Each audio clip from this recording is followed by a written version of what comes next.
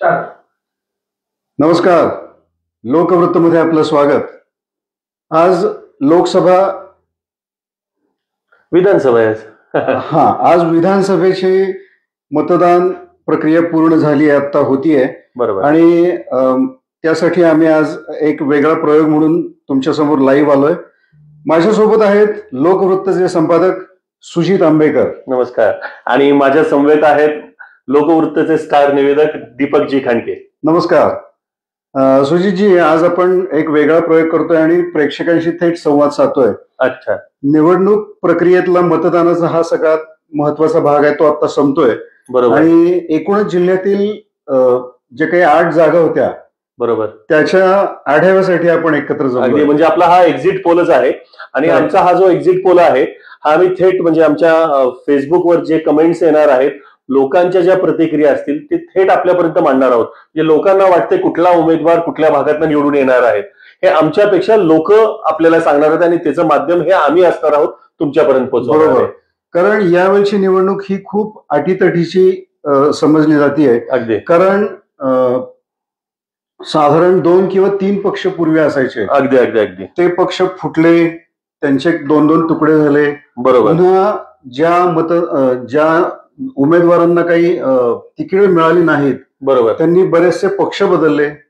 पुन्हा ज्यांना त्यातूनही तिकीट मिळाली नाहीत, त्या लोकांनी अपक्ष म्हणून बंडखोरी केली. बरोबर. अशा या सगळ्या पार्श्वभूमीवर आजची निवडणूक ही खूप महत्वाची आहे. म्हणजे एकूणच महाराष्ट्राच्या इतिहासाचं जर बघायचं झालं, बरोबर, तर यावेळेला खूप अभूतपूर्व अशी परिस्थिती आहे.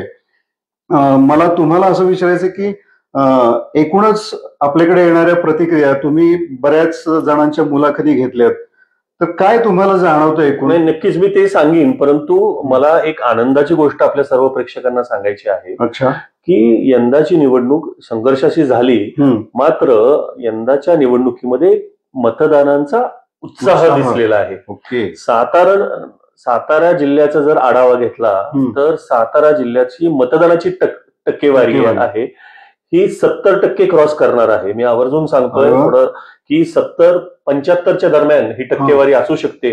आणि ही अतिशय आनंदाची गोष्ट आहे की आपला सातारचा मतदार हा जागृत झालेला आहे आणि त्याला समजतं की आपण मतदान करणं हा आपला मूलभूत हक्क आहे. जर आपल्याला व्यवस्था बदलायची असेल तर आपलं मतदान करणं आपण तेवढंच गरजेचं आहे. म्हणजे मी प्रथमतः आपल्या सातारा जिल्ह्यातील सर्व सुज्ञ मतदारांचं विशेष अभिनंदन करतो. हा आज वेगळा आनंद होतोय. लोकवृत्तच्या माध्यमातून सर्व मतदारांचे आभार.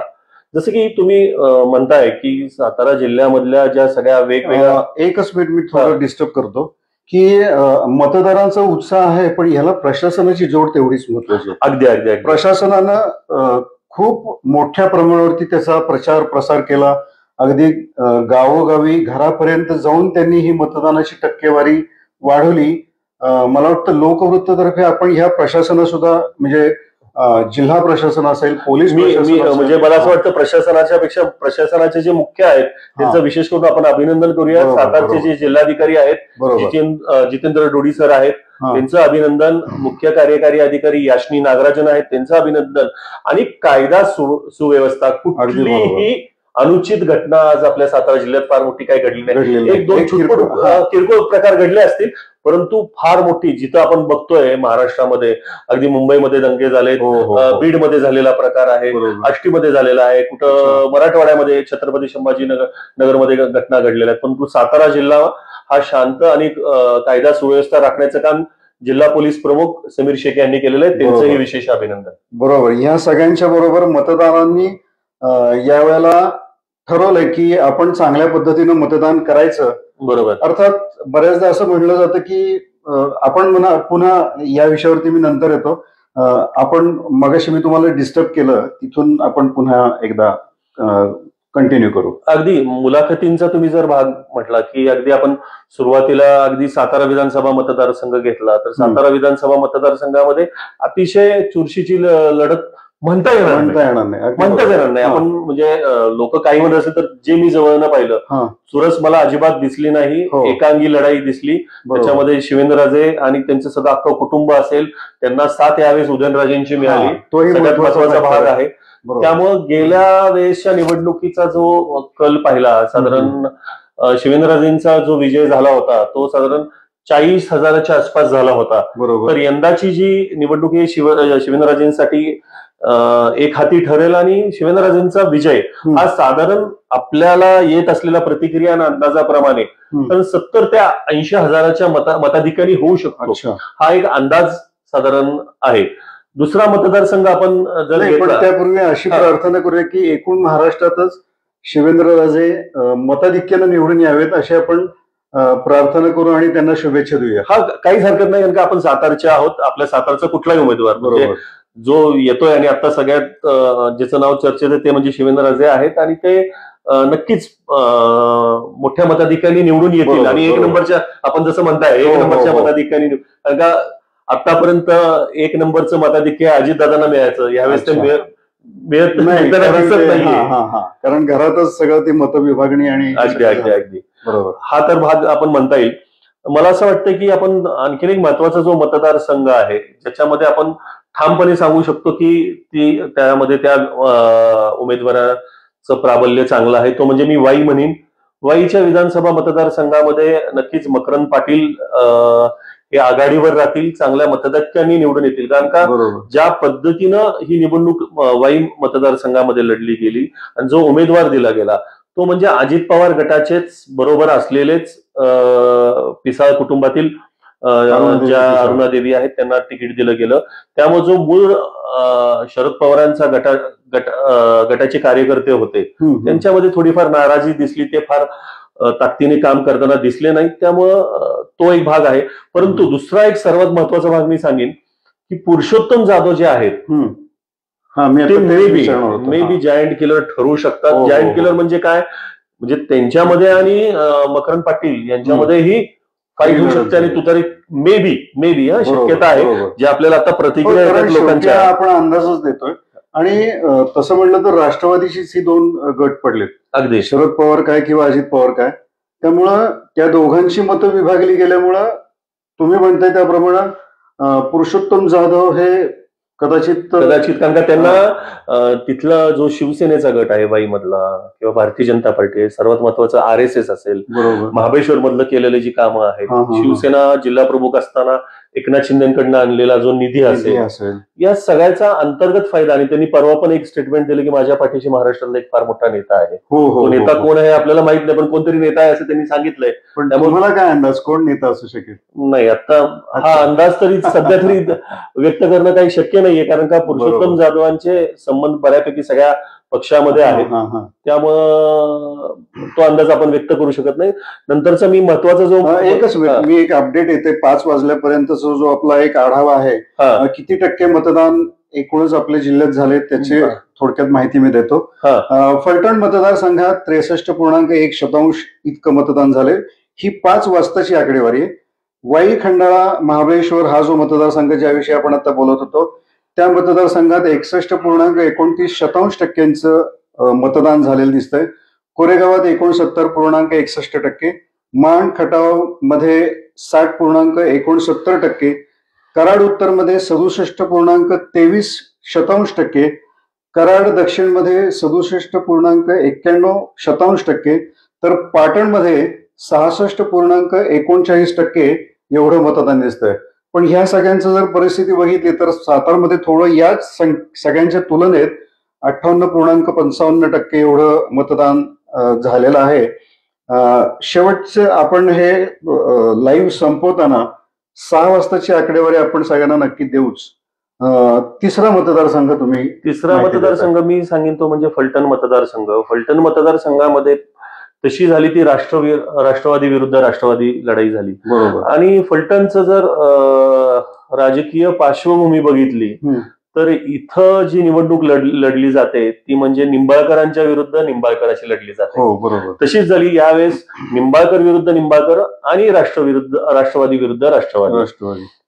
तर एकंदर बघितलं तर राजेगट जो आहे म्हणजे रामराजे नाईक निंबाळकर यांचं संपूर्ण जे कुटुंब आहे हे दीपक चव्हाण जे विद्यमान आमदार यांच्या पाठीशी ठामपणे उभं होतं आणि ही दीपक चव्हाणांची 4थी टर्म आहे.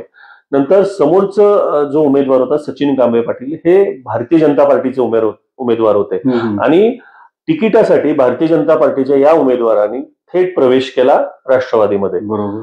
हा जो एक मुद्दा हा फलटणकरांमध्ये एक चर्चेचा मुद्दा आहे. दुसरी गोष्ट निंबाळकरांचा आणि निंबाळकरांचा जो संघर्ष आहे हा संघर्षही चर्चेचा विषय ठरलेला आहे. आरोप प्रत्यारोप आधी फार मोठ्या प्रमाणात झाले, पण तरी सुद्धा एक राजेंना मानणारा वर्ग फार मोठा आहे. रामराजेंनी केलेली कामं, रामराजेंचं असलेलं वलय, जरी रामराजे दस्तूर खुद्द प्रचारात उतरले नसले तरी संजीवराजेंनी जी लढाई दिली ती अतिशय वाखाणण्याजोगी आहे. संजीवराजे असतील, अनिकेत राजे असतील, रघुनाथ राजे असतील, त्यांच्या घरातल्या सगळ्या महिला वर्गही म्हणजे राजे फॅमिलीचा महिला वर्ग एका सामान्य व्यक्तीला आमदार करण्यासाठी स्वतः उन्हातानात रस्त्यावर उतरतोय. ही जी एक चर्चा फलटणकरांमध्ये सुप्त चर्चा होती, ही मला नाही वाटत कुठल्या विश्लेषणामध्ये बाहेर येईल. परंतु मी जे हे स्वतः पाहिलं, तुम्ही जसं मला विचारलं की तुम्ही काय पाहिलं, तर मी हे पाहिलं की एक राजे फॅमिली एका सामान्य माणसाला निवडून आणण्यासाठी रस्त्यावर उतरते. खरं तर हे अनोखं उदाहरण आहे ना, वेगळं उदाहरण आहे की तो व्यक्ती सामान्य घरातला आणि चौथ्यांदा आमदार करायचा. खरं तर एखादा व्यक्ती एकदा दोनदा आमदार झाला कुणाच्या तरी कृपाशीर्वादाने परत त्याला संधी मिळत नसती, परंतु फलटण ह्याला अपवाद ठरलेला आहे. म्हणजे नक्कीच की कुठंतरी स्वतः जे दीपक चव्हाण नावाचे जे उमेदवार आहेत फलटणमधले, त्यांचं काम खूप चांगलं आहे, ते वाखाणण्याजोगाचं सारखं असल्यामुळे त्यांचा एक विजय सुखकर आहे. आता हे 3 मतदारसंघ आहेत ज्याच्या आपल्याला रिपोर्ट अतिशय पॉझिटिव्ह आहेत, ज्याचा आपण सांगू शकतो. आता आपण जनतेला विचारतोय, मला यातला जनतेचा आपण अपडेट, काही अपडेट्स येत आहेत काही, पण मला वाटतं एक अपडेट आता दिसतो आहे, यांचं नाव काहीतरी आनंद आहे आणि हे कराड उत्तर मधनं असं म्हणतायत की यंदा परिवर्तन घडेल आणि मनोज घोरपडे यांचा विजय होईल. अतिशय धक्कादायक असा त्यांचा अंदाज आहे. बाळासाहेब पाटील षटकार मारणार होते, परंतु मनोज घोरपडेंचं नाव येते आता. वा वा वा. म्हणजे जनतेमधनं अशा प्रतिक्रिया येत आहेत की मनोज घोरपडे यांना विजय सुखकर असू शकतो. बरोबर. बोला आपल्या पुढे. नाही, अजून 5-6 प्रतिक्रिया जनतेला आपण नंतर प्रतिक्रिया घेत राहूया. मनोज घोरपडेंच्या मागे यंदा पूर्ण भाजप, फडणवीस असतील, योगींची झालेली शेवटची सभा, या सगळ्यामुळे त्यांना भरपूर ताकद भाजपनं दिलेली आहे. अगदी अगदी. आणि पुन्हा मग तिथं राष्ट्रवादी आणि पुन्हा त्याचे झालेले तुकडे किंवा झालेली मतांची विभागणी, अशा अनेक गोष्टींमुळे हा धक्कादायक निकाल यांच्या अंदाजाप्रमाणे, म्हणजे आनंद यांच्या या अंदाजामुळं कदाचित मनोज घोरपडेंना आनंद होऊ शकेल असा धक्कादायक निकाल. खालची एक प्रतिक्रिया आपण बघू शकता. एक जण म्हणतात की बाळासाहेब पाटील षटकार मागणार, बाळासाहेब पाटील हे नक्की विजय होणार असं म्हणतात. माजी पालकमंत्री सातारचे विजय होतील. म्हणजे एक लक्षात घ्या, कराड उत्तर मध्येही नाही घासून आहे. म्हणजे अर्थात आपण हे सगळे अंदाजच व्यक्त करतो. अंदाज शेवटी 23 तारखेला दुपारपर्यंत हे चित्र स्पष्ट होईल की कोण नक्की षटकार मारणार आहे, का कुणाच्या चेहऱ्यावरती आनंद येणार आहे, किंवा कमळ कुठं फुलतंय किंवा काय. चौथा जो मतदारसंघ आहे तो तुम्ही त्याचं काय विश्लेषण करू शकाल?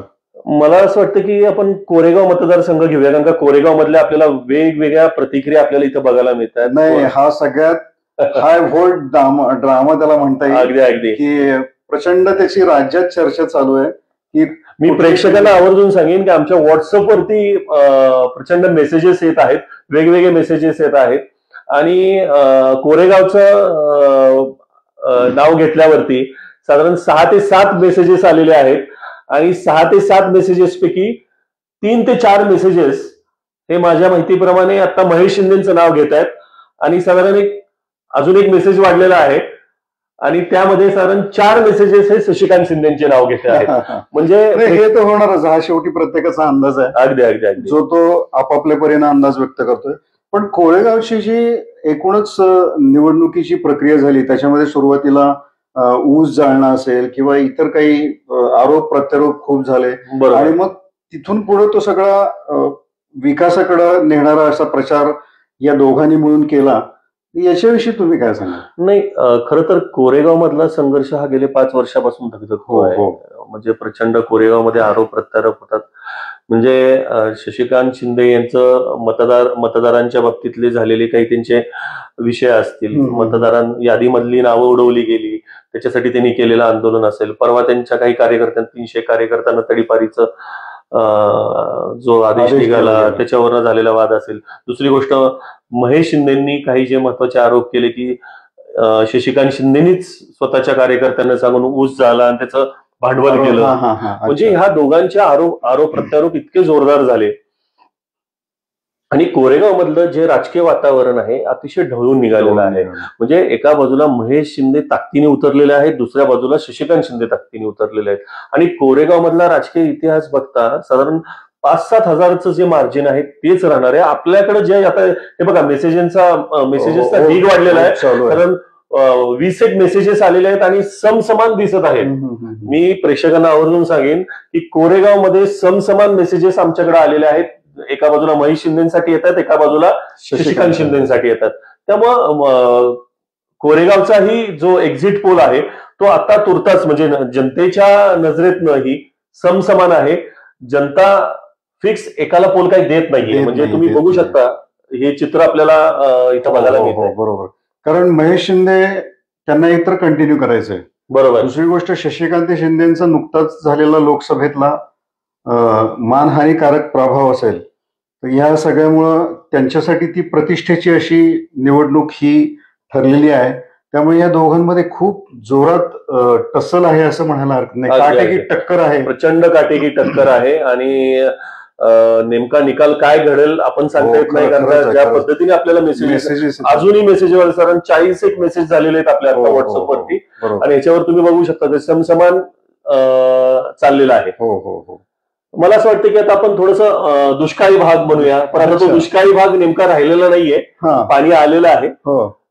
तोच मुख्य ह्या प्रचारातला मुद्दा राहिलेला आहे. अगदी बरोबर. मी मानखटाव मतदारसंघ आहे. मानखटाव मतदारसंघामध्ये आपण जर बघितलं तर आमदार जयकुमार गोरे जे आहेत विद्यमान, म्हणजे ते तर 2-3 टर्म आमदार राहिलेले आहेत.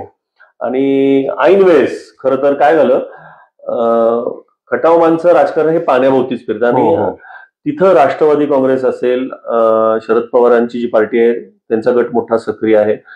काँग्रेसचा गट आहे पण फार मोठा सक्रिय नाही असं म्हणतात, परंतु शरद पवारांना मानणारा फार मोठा वर्ग या भागामध्ये आहे. बरोबर. प्रभाकर देशमुख असतील, प्रभाकर घारगे असतील, अनिल देसाई असतील, अभयसिंह जगताप असतील, रणजितसिंह देशमुख असतील, सुरेंद्र गुदगे असतील, आणि ह्यांच्याबरोबर आणखीन एक नाव होतं ते म्हणजे डॉक्टर दिलीप येळगावकर. ते येळगावकर हे फुटून जयकुमार गोरेंकडे गेलेले, पण मागच्या वेळेस हे सगळेजण एकत्र होती. त्यामुळं ह्यांचं जे मायन्यूट प्लॅनिंग झालं होतं त्यामुळे जयकुमार गोरेंना मागच्या वेळेस साधारण 3,500 मतांच्या फरकाने त्यांचा विजय झाला होता, निसटता फरक विजय झाला होता. म्हणजे एकूणच जयकुमार गोरेंच्या विरोधात अनेक नेते एकत्र आलेत. पण जयकुमार गोरेंकडे आता मोठा प्लस पॉइंट असा आहे की त्यांचे सख्खे भाऊ आहेत शेखर गोरे, हे ताकदीने उतरलेले आहेत आणि गेल्या वेळेस त्यांनी साधारण 20 ते 30 हजार मतं खाल्ली होती. हा जो जमेची बाजू आहे. दुसऱ्या बाजूला प्रतिष्ठेची बाजू शरद पवारांनी सांगितल्यामुळे शरद पवारांनी एक मोठी ऑफर दिलेली आहे मानखटावच्या जनतेसाठी. ज्या प्रभाकर देशमुख जे मागच्या वेळेस निवडणूक हरले, ते साधारण 3-3.5 हजार मतांनी हरले, तर त्यांना आमदारकीची ऑफर दिलेली आहे विधान परिषदेची. त्यामुळे ते ताकदीने ते पण काम करतायत. काँग्रेसचा गट काम करतोय आणि जयकुमार गोरेंच्या बद्दलचा असलेला ह्या सगळ्या मंडळींना असलेला राग तो काढण्यासाठी त्यांना वाटतं की जयकुमार गोरेंना आता घरी बसवायचं. तर आता मला असं वाटतं प्रतिक्रिया लागलाय. तिघं चौघजण म्हणतात की जयकुमार गोरेच आमदार, जया भाऊ आमदार. बघा, वाचू शकता. बरोबर. पण जयभाऊंचं एकूणच व्यक्तिमत्व बघितलं किंवा त्यांना असलेली देवेंद्र फडणवीसांची ताकद, त्यामुळं आणि मला दुसरं एक तुम्हाला विचारायचं की पावसात भिजलेली सभा ही बरंच पलटवती एकूण निकाल. जसं आपण मागच्या 5 वर्षापूर्वी बघितलं, याही वेळेला शरद पवारांनी जी काही सभा घेतली आणि त्याच्यातही पाऊस आला, एकूणच लोकांमध्ये त्याची चर्चा खूप झाली. तुमचं काय, तुम्ही काय सांगाल? मला असं वाटतं की पावसातली पवार साहेबांच्या सभा झाल्या, पण आपल्या सातारा जिल्ह्यामध्ये एक जी झाली त्याच्यामध्ये वातावरण पलटलं. आता जी पावसातली सभा जी झाली ती खरं तर म्हणता येईल देवेंद्र फडणवीसांची झाली, ती कराडमध्ये झाली. पण मानखटावचा आपण विषयाकडे येऊया. हे बघा, आता मानखटावच्या विषयामध्ये बोलता बोलता घारगे साहेबांचंही नाव यायला लागलेलं आहे. आता हा म्हणजे अशी दोघांची नावं येत आहेत, म्हणजे या दोघांची आता साधारण ट्रेन करणारी माणसं आहेत. ट्रेंड त्याला त्यांचा हा अभ्यास आहे. कारण एक आपल्याकडे 15-20 नावं आहेत आणि हो, समसमान आहेत बऱ्यापैकी. बरोबर. काही जण प्रभाकर घारगे म्हणतात, काही जण जयकुमार गोरे म्हणतात. बरोबर. म्हणजे हा पण ट्रेंड आपण बघू. म्हणजे एक्झिट पोल एकाच व्यक्तीच्या नावाने आपल्याला आता ह्या सध्या या पण मतदारसंघामध्ये आपल्याला बरोबर म्हणजे जनतेचा हा एक्झिट पोल आहे, लोकवृत्तचा नाहीये. मी पुन्हा एकदा सांगतो, आम्ही जे हे मांडतोय आपण ते फक्त आपल्या माध्यमातून व्यक्त करतो. आम्हाला व्हॉट्सअपवरती जे काही मेसेजेस वगैरे येतात त्याच्या माध्यमातूनच आम्ही तुम्हाला सांगायचा हा प्रयत्न आहे. तर आपण पुन्हा त्या विषयाकडे येऊया की ही जी लढाई आहे म्हणजे प्रभाकर घारगे वर्सेस जयकुमार गोरे ही अतिशय काटेकी टक्कर आहे. ही पण अशीच म्हणता येईल. जयकुमार गोरेंनी सांगितलं की मी 50,000 मतांनी निवडून येईल, परंतु घारगे साहेबांनी असं कुठं स्टेटमेंट केलेलं दिसत नाहीये की मी अमुक मतांनी निवड. परंतु ते शांत आहेत, संयमी आहेत आणि त्यांना एकंदर त्यांच्या बोलण्यातनं मला ज्यावेळेस मी त्यांची मुलाखत घेतली त्यावेळेस त्यांना मला वाटलं की त्यांच्यात कुठेतरी आत्मविश्वास आहे की लोकांना बदल हवाय. खरं तर प्रभाकर घारगेंना प्रचाराचा जो वेळ आहे तो कमी मिळाला असं मी म्हणेन. का की अचानक म्हणजे उमेदवारी झाली, थोडी तयारी नव्हती, पण तरी सुद्धा या सर्व मंडळीच्या सपोर्टने प्रभाकर घारगे बाजी मारू शकतात का नाही हे आपल्याला 23 तारखेला सांगतं. आता तुम्ही सुजितजी बदल घडवायचा आहे लोकांना. आताची जी टक्केवारी आपण 5 वाजताची बघतोय ती जास्त टक्केवारी मतदानाची दिसतीये. बरोबर. याचा एक साधारण अंदाज आपण असा म्हणू शकतो की बऱ्याचदा मतदान जास्त वाढलं की लोकांना बदल हवा आहे असा त्याचा एक अर्थ असतो. अगदी अगदी अगदी इथं तसं म्हणता येईल. मी 8च्या 8 मतदारसंघामध्ये जर बोलायचं म्हटलं तर मे बी असं म्हटलं जातं म्हणजे पूर्वीपासूनचा जर राजकीय अभ्यास म्हटला तर वाढती टक्केवारी जी असते ती प्रस्थापित उमेदवाराला धोक्याची घंटा असते. मात्र आता आपल्या सातारा जिल्ह्यातली जी काही टक्कर आहे, ज्या पद्धतीने टक्कर चालू आहे, नेक टू नेक टक्कर म्हणता येईल दोन्ही तिन्ही मतदारसंघामध्ये, ही फार जोरात आहे. त्यामुळं काय घडेल हे मतदार राजा ठरवेल. परत असं आपण आता पुढच्या मतदारसंघाकडे मला असं वाटतं की पुढचा मतदारसंघ आपण कुठला घ्यावा तुम्ही सांगा. भोसले आणि पृथ्वीराज चव्हाण. अगदी अगदी अगदी संपूर्ण महाराष्ट्रात चर्चेचा मतदारसंघ आहे. कारण अतुल बाबा आहेत देवेंद्र फडणवीसांचे लाडके आणि पृथ्वीराज चव्हाण मुरब्बी, मुख्यमंत्री राहिलेले, प्राईम मिनिस्टर ऑफिसमध्ये काम केलेला असा शांत, संयमी आणि त्या अर्थानं एक चांगला उमेदवार काँग्रेसने दिलाय. त्यामुळे जोरात टक्कर या दोघांमध्ये आहे. तर त्याच्याविषयी काय सांगाल तुम्ही? अतिशय म्हणजे कराडच्या इतिहासामधली ही पहिली मोठी इतकी जबरदस्त काटेकी टक्कर, 100% म्हणजे काटेकी टक्कर आहे. आणि जो काही निकाल लागेल तो साधारण 5,000च्या आसपास, 10,000च्या आतच मतांचा निकाल इतकी घासून होणार आहे. कारण का अतुल भोसले यांनी गेले पंचवार्षिक प्रचंड तयारी केलेली आहे. स्वतः सगळीकडे फिरतायत, वाड्या वस्तीत फिरतायत. दुसऱ्या बाजूला पृथ्वीराज चव्हाण आहेत. पृथ्वीराज चव्हाणांनी मुख्यमंत्र्यांची काळामध्ये त्यांनी जो मुख्यमंत्र्यांचा काळ उपभोगला त्यावेळेपासून जी काही केलेली कामं आहेत, कराडचा विकास केले, काही डेव्हलपमेंटच्या गोष्टी केलेल्या आहेत, ती त्यांची जमेची बाजू आहे. दुसरी गोष्ट बोट ठेवण्यासारखं असं पृथ्वीराज चव्हाणांकडं असं काही नाही. निष्कलंक व्यक्तिमत्व आहे, स्ट्रेट फॉरवर्ड व्यक्तिमत्व आहे. कुठंही उन्माद असा काही प्रकार नाही.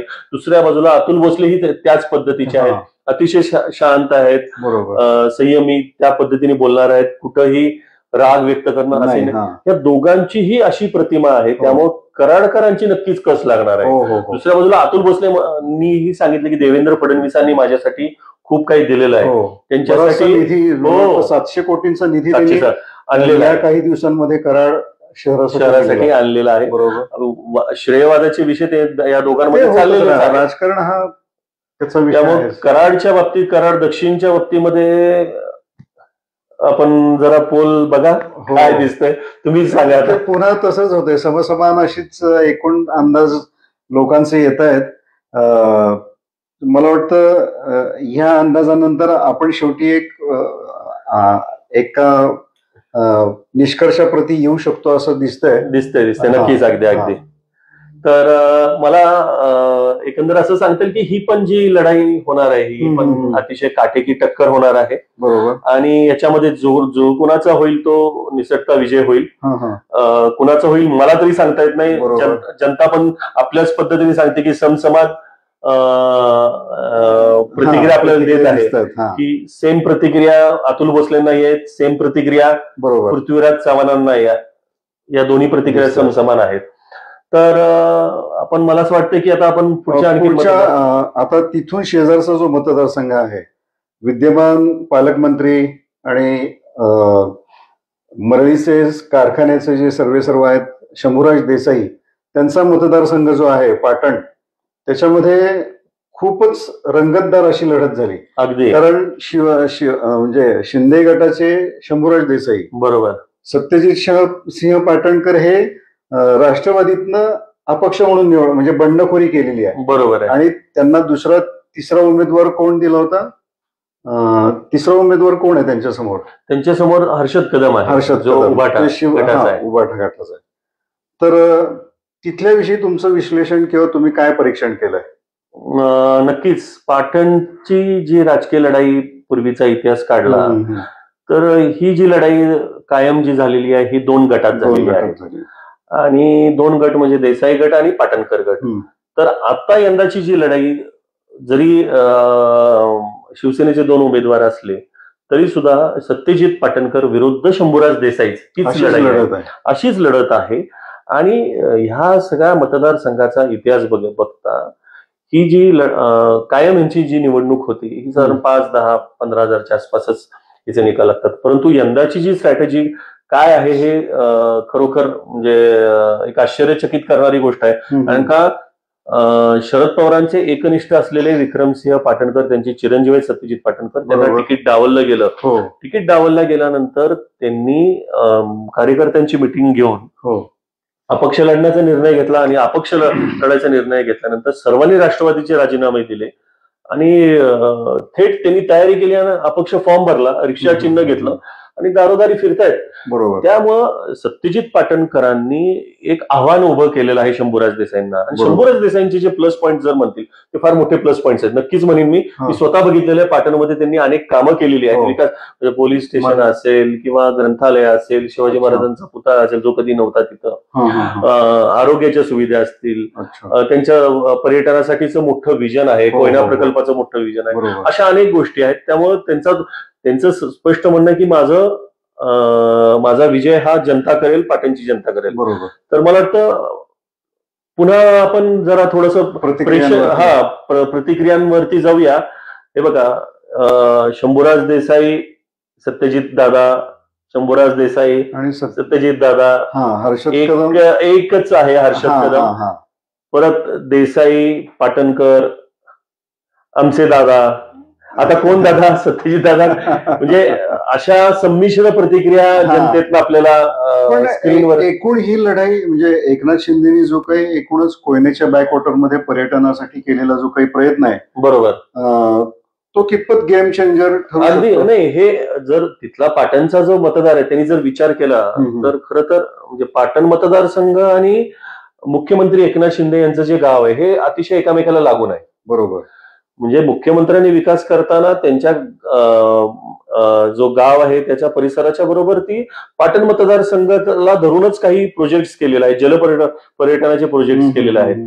आता पाटणची जनता ह्या सगळ्या गोष्टींकडे बघून मतदान करतेय का भावनिक होतीये? कारण का सत्यजित पाटणकर हे 2 वेळा ऑलरेडी पराभूत झालेले, तिसरी वेळ आहे म्हणून पाटणकरांना संधी देणार का, हा एक विषय तो. दुसरी गोष्ट, हर्षद कदम जे आहेत हे कितपत मतदान खातात, ती पण शिवसेनेची बेसिकली, आणि शंभूराज देसाई शिवसेनेचे आहेत. असंही म्हटलं जातं की पाटणकरांना उभं करण्यामागे शरद पवारांचा हात आहे. अच्छा, म्हणजे हे वेगळं राजकारण आहे पुन्हा.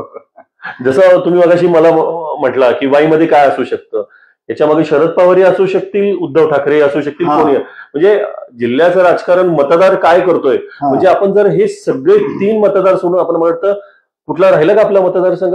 नाही, या मतदार संघाबद्दल मला असं एक क्रॉस थोडस एक कॉन्ट्रोवर्सी अशी दिसतीये की नवीन महाबळेश्वर प्रकल्प एकनाथ शिंदे आणि शंभूराज देसाईंचा एक ड्रीम प्रोजेक्ट आहे. बरोबर आहे, पण त्याला तेवढाच विरोधही होतोय कारण तिथल्या पर्यावरणाला हानी किंवा पोहोचू शकते. तर हा कितपत विषय या मतदारांमध्ये असेल? नाही, एक तुम्हाला सांगू का, एकनाथ शिंदे आणि शंभूराज देसाईंनी एक फार मोठं वलय निर्माण केलं त्या भागामध्ये. बरोबर. आणि जी स्थानिक लोक आहेत, तापोळा, बामनोली, जो परिसर नवीन महाबळेश्वरमध्ये समाविष्ट होतो, तिथल्या बऱ्याचशा लोकांना कन्व्हिन्स करण्यामध्ये त्यांना फार मोठं यश मिळालेलं आहे. मध्ये काही मिटिंग झाल्या त्यांच्या गावकऱ्यांच्या आणि फार काही विरोध दिसला नाही. अच्छा. विरोध कोणाचा होतोय? पर्यावरण प्रेमींचा. पण ह्या लोकांना अशा पद्धतीने काही त्यांची आश्वासनं दिली गेलेली आहेत, त्यामुळं स्थानिक लोक फार काही विरोध करत नाहीत की तुम्हाला पर्यटन वाढणार आहे, तुमच्या घरी रोजगार येणार आहे, तुमच्या घरची मुलं जी मुंबई पुण्याला जात आहेत ती आता जाणार नाही. दुसरी बाजू त्याची आहे, त्याचा सकारात्मक विचार कदाचित मतदारांनी जर केला असेल तर त्याचा फायदा शंभूराज देसाईंना होऊ शकतो. बरोबर. अगदी नक्कीच. हा जर मतदार विचार करत असेल की इथं वाढलेलं पर्यटन असेल, इथं येणार रोजगार असेल, तर हा फायदा जेवढा शंभूराज देसाईंना होईल तोच फायदा मकरंद पाटलांनाही होईल. बरोबर. मला वाटतं तुम्ही जसं म्हणता तसं आता सगळे मतदारसंघ आपण कव्हर केलेले आहेत. बरोबर. तर एक माझ्याकडं एका संगपाळ सर म्हणून आहेत, त्यांचा एक पोल माझ्याकडे आलाय. तो अपडेट आपण घेऊया की त्यांचा वैयक्तिक त्यांचा तो अंदाज व्यक्त केलाय की सातारमधून त्यांचं म्हणणं आहे की शिवेंद्रसिंहराजे भोसले येतील. मी पुन्हा एकदा दर्शकांना मला सांगायचंय, आपण हे जे कोण तुमच्याकडे जो कोण आले त्यांची जरा ओळख करून द्या, ज्यांनी तुम्हाला पाठवले. विश्वनाथ भाऊ सपकाळ म्हणून आहेत की जे निवृत्त शिक्षक आहेत आणि ते बऱ्याचदा असे अंदाज वर्तवत असतात आणि त्यांना त्याबद्दलची काही पारितोषिकही काही वर्तमानपत्रांकडून मिळालेली आहेत. तर त्यांचा हा अंदाज आहे. खरं तर आम्ही आज त्यांना या लाईव्ह मध्ये सहभागी करून घेणार होतो, परंतु त्यांच्या ऐनवेळच्या काही अडचणीमुळे ते आता आपल्यासोबत नाही आहेत. सातारमध्ये शिवेंद्रसिंहराजे भोसले, वाई खंडाळामधून मकरंद पाटील, फलटण कोरेगाव मधून दीपक चव्हाण, कराड दक्षिण मधून पृथ्वीराज चव्हाण, कराड उत्तर मधून बाळासाहेब पाटील, त्यानंतर पाटण मधून शंभूराज देसाई, मान खटाव जयकुमार गोरे आणि कोरेगाव मध्ये शशिकांत शिंदे. म्हणजे आपण जी चर्चा करतोय ती खूप टफ फाईट आहे, पण यांनी अगदी त्यांचा वैयक्तिक अंदाज वर्तवलेला आहे. अशाच प्रकारचे अंदाज अजूनही खूप भरपूर येत आहेत आणि कुणाकुणाचे अंदाज सांगायचा हा आमच्या समोर प्रश्न आहे. पण ही जी सांगितलेला अंदाज आहे बहुतेक या अंदाजाशी साधर्म्य असणारे हे सगळे संदेश आहेत किंवा मेसेजेस आहेत. पण मी एक म्हणजे जनतेला एक क्लिअर करू शकतो की हा लोकवृत्तचा आज एक्झिट पोल होता. खरं तर आम्हाला स्पेसिफिक नावं मांडायची होती जनतेची, पण जनतेने जो कौल दिलेला आहे स्पेसिफिक 3 मतदार आहे, त्यामुळे प्रत्येकाचं नाव घेणं शक्य नाही. की नाही 3 मतदारसंघाच्या बाबतीत तर आम्ही तुम्हाला स्पष्ट सांगितलं. मला वाटतं वाई बदला आम्ही तुम्हाला मकरंद पाटील निवडून येण्याची शक्यता आहे म्हणून आम्ही स्पष्टपणे सांगितलंय. सातारामध्ये शिवेंद्रराजे हे एकतर्फी बाजी मारतील हे सांगितलं. फार शंका असं फलटण मध्येही आपण त्याच पद्धतीने सांगितलं. आणि उरलेले जे सगळे मतदारसंघ आहेत म्हणजे आमच्या दृष्टिकोनातून लोकवृत्तच्या माध्यमातून आम्ही तुम्हाला जनतेला हेच सांगतोय की हे सगळे जे इतर मतदारसंघ असतील, कराड उत्तर असेल, कराड दक्षिण असेल, कोरेगाव असेल, मान खटाव असेल आणि वाई असेल, या वाई नाही, कोरेगाव, पाटण एक मतदारसंघ आहे. या सगळ्या 5 मतदारसंघामधले कुठलेही एक्झिट पोल आम्ही आता देऊ शकत नाही. का की ह्या सर्व 5च्या 5 मतदारसंघामध्ये अतिशय काटेकी टक्कर आहे. म्हणजे साधारण हा जो निकाल लागेल तो 5-10 हजार मताच्या अंतरामध्ये लागेल आणि याची जो कौल आहे हा जनतेने ऑलरेडी ठरवलेला आहे. तो मतपेटीमध्ये बंद झालेला आहे. आपल्याला तो 23 ला कळेल. मला एक वेगळ्या प्रश्नाकडे तुम्हाला घेऊन जायचंय की सातारा जिल्ह्यात आतापर्यंत मुख्यमंत्री झाले, काही मंत्री झाले, बरोबर. या 8 पैकी तुम्हाला असं एखादं नाव वाटतंय का की जो पुढच्या म्हणजे पक्ष कुणाचं कुठलं सरकार येत आहे हे माहित नाही, कारण इतकं सगळं त्रांगड झालंय. महाविकास आघाडी, महायुती, पुन्हा निवडणुकीनंतर 23 ला जेव्हा मतमोजणीचे निकाल येतील, बरोबर, त्यावेळची समीकरणं अजून फार वेगळी असतील. अगदी कोण कोणाबरोबर जाईल, कोण मुख्यमंत्री होईल, काही सांगता येणार नाही. या परिस्थितीत सातारचा एखादा यापैकी आमदार तुम्ही कोणाकडे बघता किंवा काय तुमचा अंदाज आहे का की कोण मंत्री होऊ शकेल? नाही, मंत्री म्हटलं तर आता विद्यमान मंत्री, आता समजा महायुतीचं सरकार आलं सरकार जर आलं तर या रेसमध्ये सर्वात आघाडीवर नाव आहे ते म्हणजे शंभूराज देसाईंचं आणि शिवेंद्रराजेंचं. त्याबरोबर जयकुमार गोरे जर निवडून आले तर त्यांचंही नाव आहे. म्हणजे 3 हे मोठे दावेदार आहेत, फार मोठे दावेदार आहेत. आणि यदा कदाचित महाविकास आघाडीचं सरकार आलं तर पुन्हा म्हणजे माझा अंदाज असा आहे की पृथ्वीराज चव्हाण हे महाराष्ट्राचे मुख्यमंत्री होऊ शकतात. ते फार ही मोठी दावेदारी होऊ शकते जर समजा पृथ्वीराज चव्हाण निवडून आले आणि महाविकास आघाडीचं जर सरकार आलं तर महाराष्ट्राचे मुख्यमंत्री पदासाठी सर्वात 1 नंबरचं नाव असेल ते म्हणजे पृथ्वीराज चव्हाणांचं नाव असेल. अशी सगळी एकंदर परिस्थिती आहे.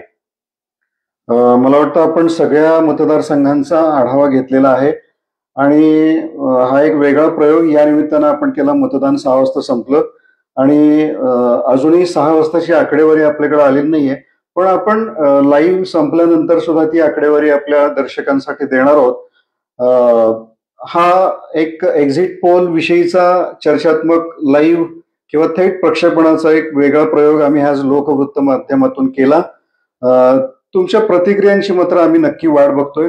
तुम्हाला हा प्रयोग किंवा हा एकूणच कार्यक्रम कसा वाटला याविषयी तुमच्या सजेशन्स असतील की जेणेकरून आम्ही नवीन नवीन काही त्याच्यावरती प्रोग्राम्स किंवा कार्यक्रम घेऊ शकतो, तर याविषयी तुमच्या प्रतिक्रियांच्या आम्ही नक्कीच प्रतीक्षेत आहोत. तुम्ही इतक्या वेळ लाईव्ह आमचं प्रक्षेपण बघितलंय याच्याविषयी तुमच्या प्रतिक्रिया आम्हाला नक्की हव्यात. आम्ही इथंच थांबतो. सुजितजी आणि मी दीपक खांडके हा संपूर्ण कार्यक्रम तुमच्या समोर सादर केला. हा लाईव्ह होता. तुमच्या प्रतिक्रियांची नक्कीच आम्हाला वाट बघतोय आम्ही. पाहत राहा लोकवृत्त आणि आमच्या चॅनलला सबस्क्राईब करा, लाईक करा, शेअर करा आणि आम्हाला प्रतिक्रिया देत राहा. पाहत राहा लोकवृत्त. नमस्कार.